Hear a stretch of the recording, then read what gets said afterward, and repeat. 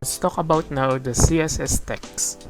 The text properties that we are discussing are text-align, decoration, transform, indent, line-height, letter spacing, and word spacing. So let's try this one by one. So this is the example of CSS text formatting. So I have here the sample output, and we will be changing the align, decoration, transform, indent, letter space, word space, and line height. Ito yung codes natin for HTML. Change natin yung color ng H1 sa red.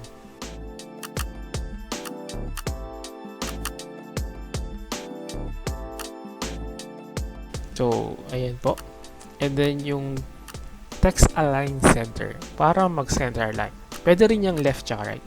Then para sa A element, which is ito, palitan natin text decoration to none para mawala yung underline by default. It can be overlined like this, and then line through like this, and then underline, which is the default text decoration of A element. Changes to none. Then for span, let's transform it into capitalize. Every first letter of the word has been capitalized or uppercased.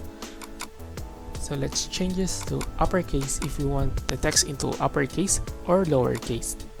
And then for P element, change natin yung text indent into 30px. Mahalaga rin to kasi usually kapag gumagawa tayo ng paragraph, kailangan natin ng indentation. And ito yung codes niya. Text align rin justify. Then for div, letter spacing to 10px, which is ganito yung mangyayari. Then for word spacing, every word has word space, so ganyan.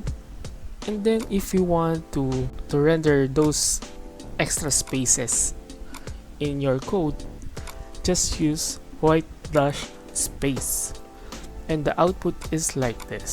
So for line height, for the section, which is ito, font size is 14px, then line height is 50px. Ibig sabihin space sa taas at baba. Magandang malaman nyo to dahil usually ginagamit to sa mga navigation bar para magkaroon ng extra space sa taas at baba at vertical aligned iyon. Kung nagustuhan mo yung video na to, please leave a like and subscribe to my channel. Like mo na rin yung Facebook ng CodeGrabPH. Salamat, sana may natutunan ka.